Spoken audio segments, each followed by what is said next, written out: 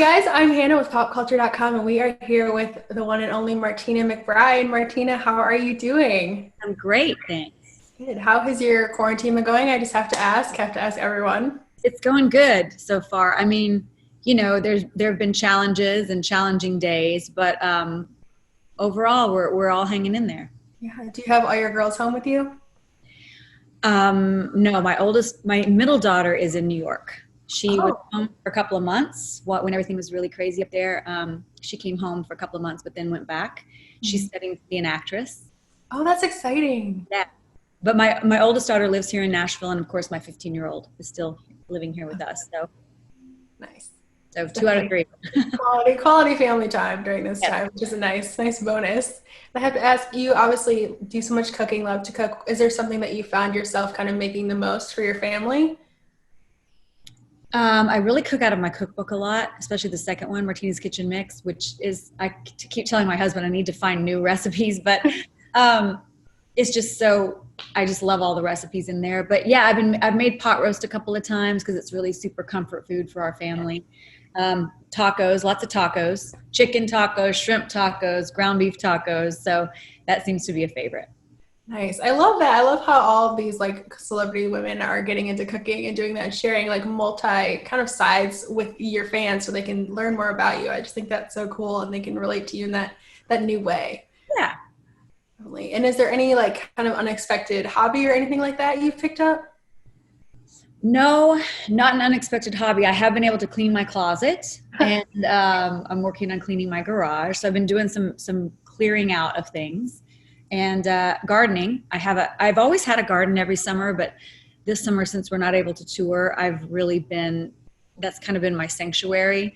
I go out there every morning and every evening and spend a lot of time in the garden, just taking care of things. I've just planted my fall garden, so that's been a lot of, I don't know, kind of a peaceful place for me. Yeah, that sounds nice. And I saw that you just reunited with your band after kind of a while. That must have been really awesome to get together again and play some music. It was awesome. We did a taping for something that's coming up that I'll keep you posted on.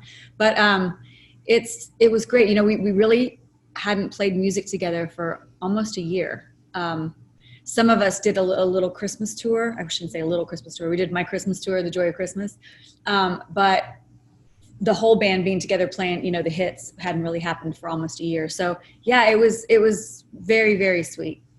Yeah, and I really related to the quote you had about wearing heels after so long being barefoot. I was like, I haven't worn like real clothes in also that amount of time. So yeah, it's shocking. We get used to it, and I've literally I've been pretty much barefoot for the last 6 months, to be honest. And so to put on those high-heeled boots and stand for an hour was like, I forgot what that felt like. Right.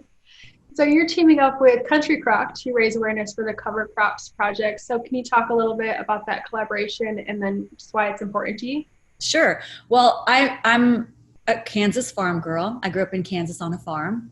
My father is a third-generation farmer. So I have a real understanding of farmers and the challenges that they face. And Country Crock depends on farmers in Kansas.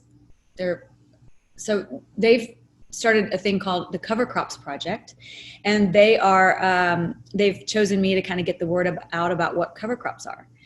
And cover crops are crops that are planted in between cash crops, and really it's so beneficial for the soil, which is obviously the lifeblood of farming. It's important to keep the soil healthy. It puts nutrients back into the soil. It helps suppress weeds. It helps prevent soil erosion. It's just great to protect the soil between planting seasons. And they've committed to helping 80 farmers plant 13,000 acres of cover crops. And so, I'm a mom of 3 girls, as we talked about. So sustainability is really important to me as well. So it's just a great initiative, and I'm really happy to be the one to kind of spread the word about it. Awesome. And so you're also headlining the Red Barn sessions this fall. You've got some new artists coming on. And what has it been like to you're going to be connecting with fans virtually and you've already been doing it. So this must be kind of new for everyone, I guess. Yeah, it is new for everyone, but it's exciting, you know, because it is still connecting and it's performing and being able to sing our songs and you know, being able to support new artists like Gabby Barrett and Jimmy Allen with these Red Barn sessions is really important to me as well. So I'm looking forward to it. I can't wait. For sure. And so earlier this year, you released your new single, Girls Like Me, after finding it on Songland, which is awesome. Do you have any more kind of new music in the works? Anything you can share?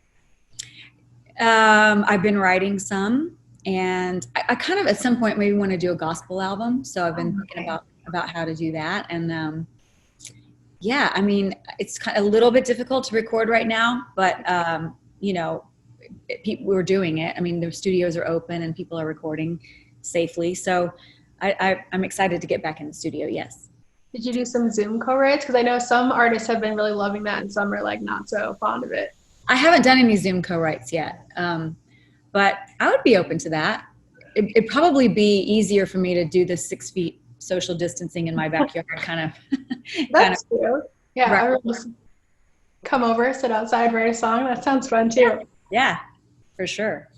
So you got a tour scheduled for next year, which is exciting to think about. Do you have any kind of apprehension about whether that might happen or not, just because of everything going on, or are you more just excited to get back out there? Well, I'm just hopeful. You know, I think we're all just kind of waiting to see what happens.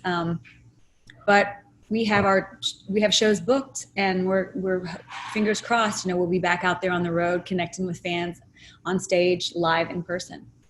Yes, I hope so too, frankly. I can't wait to see concerts again. I can't imagine how much you want to perform them again.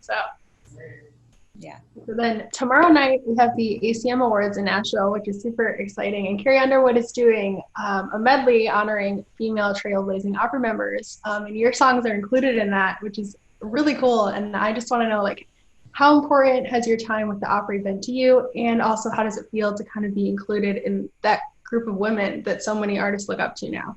Yeah, well, it's such an honor, and I can't wait to see her perform. Yet to be included in that group is really special. And the Opry, you know, I've been a member of the Opry for I think 25 years now, and it's something that has been a big part of my career and something that I always wanted to do. You know, what I dreamed of when I was growing up in Kansas singing. So I think the Opry, you know, has done such a great job of keeping country music current, whilst, I mean, not keeping country music current, but keeping current with the current country music and respecting the tradition of traditional country music as well. So, you know, it's just great to be a part of it.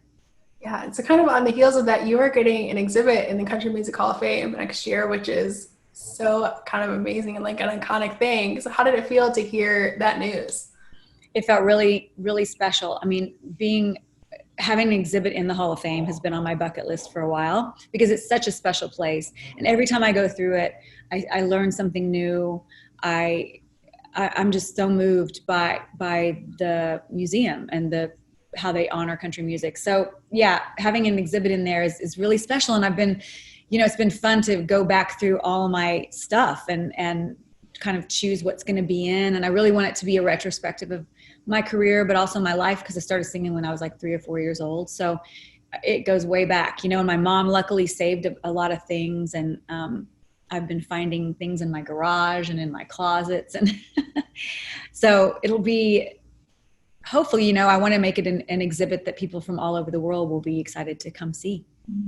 Yeah, that's so exciting. And your fans will be able to, I'm sure, learn so much more about you from that. I remember seeing, I think it was like Casey Musgraves had like school notes from her teachers and stuff. So just like kind of that personal touch. I think it's so neat.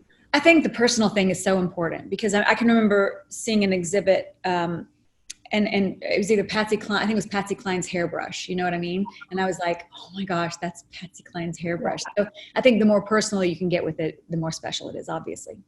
Definitely. Well, I'm personally looking forward to seeing your exhibit, Martina. Thank you so much for calling in and chatting with us this morning. My pleasure. Thank you. And by the way, you can go to countrycrock.com to learn more about that cover spot project. Okay. Well, make sure to visit and we'll see you soon. All right. Thanks, Martina.